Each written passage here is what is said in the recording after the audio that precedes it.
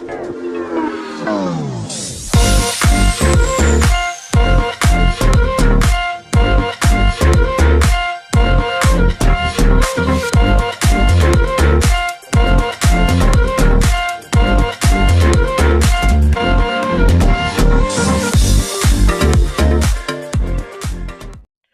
semua, selamat datang ke channel Fels Lifestyle. Saudara-saudara, tuan-tuan dan puan-puan yang saya amat hormati semua, apa pendapat Anda berkaitan dengan status Tun Mahathir yang pernah menjadi Perdana Menteri sebanyak 2 kali, Perdana Menteri keempat dan Perdana Menteri ketujuh?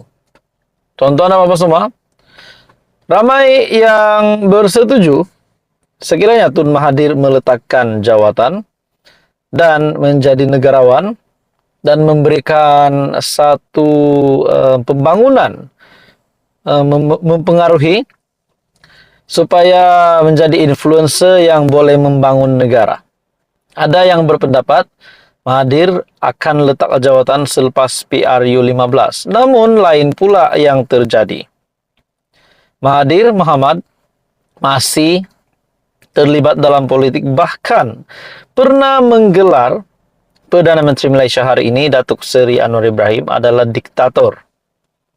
Dalam satu kenyataan hari ini, tuan-tuan dan puan-puan, daripada biharian.com, Mahathir tolak nasihat supaya tinggalkan politik. Kenyataan daripada Jomo Kwame. Menurut Anda, tuan-tuan dan puan-puan, adakah sepatutnya Tun Mahathir meletakkan jawatan ataupun kekal sebagai ahli politik? Anda boleh komen di bawah apa pendapat Anda. Oke, sebelum saya meneruskan ulasan yang panas ini, saya meminta jasa baik Anda untuk bantu channel ini dengan menekan butang like, share, dan subscribe. Dalam kenyataan ini, artikel ini, bekas Perdana Menteri Tun Dr. Mahathir Mohamad menolak nasihat pakar ekonomi, yaitu Jomo Kwame Sundaram, supaya tidak terbabit dalam politik dan menjadi negarawan.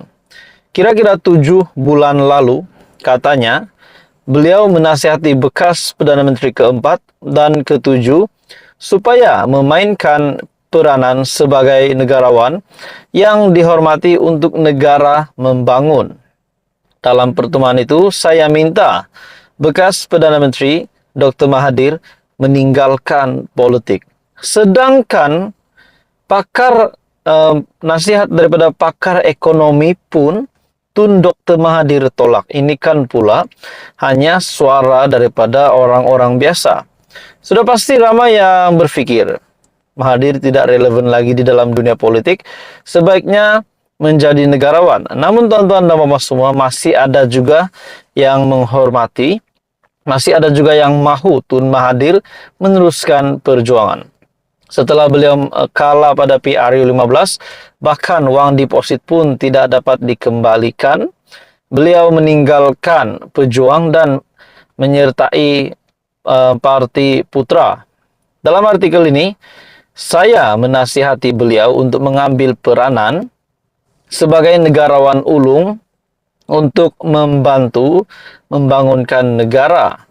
Sudah tentu seperti lazimnya beliau tolak nasihat saya dan kita tahu akibatnya. Katanya pada forum dalam talian bertajuk Malaysia's Future in a Fractured World, anjuran The Oxford and Cambridge Society Malaysia di YouTube. Mahathir mengalami kekalahan teruk di kerusi Parlimen Langkawi dalam PRU ke-15. Pada 16 Disember tahun lepas, ahli politik berusia 98 tahun itu meletak jawatan sebagai pengerusi pejuang yang kemudian menamatkan kerjasamanya dengan GTA pada 14 Januari. Mahathir kemudian meninggalkan pejuang, menyertai Parti Bumi Putra Perkasa Malaysia Putra. Pada 19 Mac yang lalu pula, Mahathir dilaporkan menuduh kerajaan Anwar Ibrahim bersikap diktator selepas 2 kali membatalkan program proklamasi orang Melayu. Dan akhirnya Mahathir membuat kenyataan baru-baru ini setelah beliau meletakkan jawatan, bukan lagi menjadi Perdana Menteri, Orang Melayu mulai miskin, kata Tun Mahathir. Jadi tuan-tuan dan semua, menurut Anda, apa pendapat Anda? Wajarkah Tun Mahathir meletakkan jawatan dan menjadi negarawan ataupun meneruskan karirnya sebagai ahli politik? Apa komen Anda? Teruskan bersama di dalam channel ini untuk perkembangan yang lain. Jangan lupa tekan butang like, share, dan subscribe. Info padu, info hangat disediakan di dalam channel ini. Hai semua, salam sejahtera Malaysia. Saudara-saudara, tuan-tuan dan bapak semua, selamat datang ke channel Fels Lifestyle. Seperti yang kita tahu, status Khairy Jamaluddin hari ini masih tergantung. Kita masih tidak tahu kemanakah hala tuju selepas ini, hala tuju di masa depan untuk Khairy Jamaluddin. Ada juga kabar angin menyatakan beliau berat kepada Perikatan Nasional, bahkan ditawarkan untuk masuk di dalam Perikatan Nasional. Tapi ada juga kabar angin mengatakan Khairy Jamaluddin juga boleh menyertai Pakatan Harapan. Namun persoalan yang timbul, sekiranya KJ, Khairy Jamaluddin Abu Bakar, menyertai Pakatan Harapan, tidakkah dalam masa yang sama, secara tidak langsung, beliau akan bekerja sama semula dengan parti lamanya, yaitu UMNO, disebabkan timbalan Perdana Menteri bersama dengan Perdana Menteri hari ini adalah satu pembentukan di antara parti gabungan Pakatan Harapan dan Barisan Nasional. Jadi tuan-tuan dan bapak semua, satu bagi saya, pendapat saya secara pribadi, tapi saya tidak mengesahkan perkara ini, cuma pendapat saja. Setelah Khairy Jamaluddin membuat kenyataan bahwa Anwar tidak sepatut ke Arab Saudi tanpa janji temu, kata KJ. Adakah KJ pun bersependapat dengan pemimpin pembangkang yang mengkritik lawatan Perdana Menteri ke Arab Saudi, yang mereka simpulkan itu adalah gagal disebabkan Datuk Seri Anwar Ibrahim tidak dapat bertemu dengan Raja Salman dan juga putra mahkota. Jadi mereka simpulkan bahwa lawatan itu gagal. Namun tuan-tuan dan bapak semua, apa yang saya tahu setelah saya melihat beberapa artikel berkaitan dengan lawatan Perdana Menteri, pihak daripada Arab Saudi, kepimpinan Raja Salman, saya boleh katakan begitu, meminta untuk Perdana Menteri memanjangkan tempo lawatannya supaya perjumpaan itu dapat dilaksanakan. Namun Perdana Menteri tidak menerima dengan hormat cadangan tersebut, namun tidak dapat memenuhi cadangan itu karena perlu balik ke Malaysia untuk bertemu, untuk melengkapkan jadwal untuk pertemuan bersama yang di Pertuan Agong. Dalam artikel ini, Anwar tidak sepatut ke Arab Saudi tanpa janji temu, kata KJ.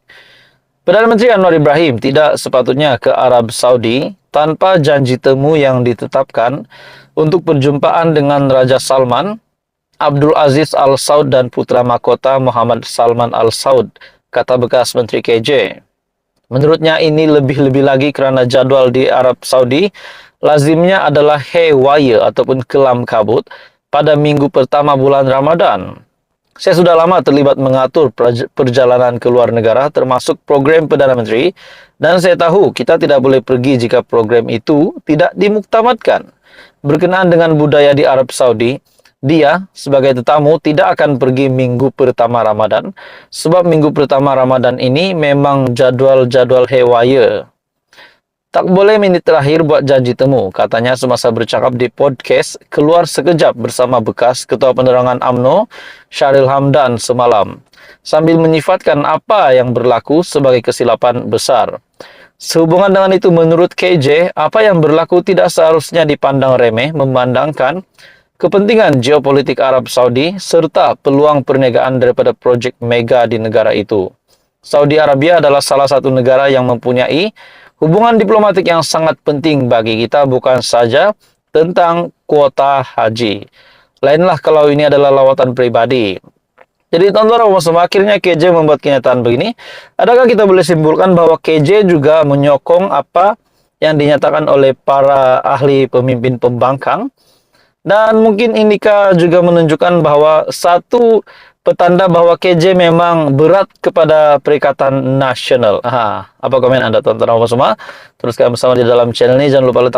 Jangan lupa tekan butang like, share, dan subscribe.